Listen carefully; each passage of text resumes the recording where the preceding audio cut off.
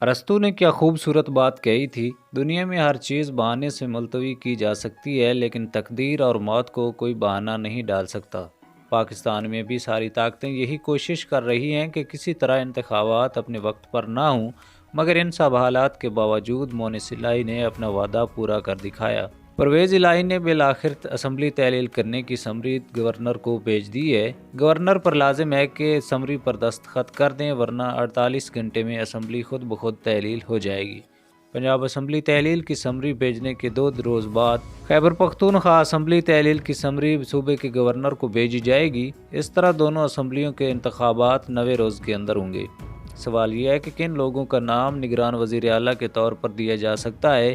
قانون یہ ہے کہ جب تک وفاق میں نگراں حکومت نہیں بنتی، چودھری پرویز الہی بطور وزیر اعلیٰ کام کرتے رہیں گے۔ باقی نگران وزیر اعلیٰ کے لیے نواز شریف کے بچپن کے دوست نجم سیٹھی کا نام بھی دیا جا سکتا ہے۔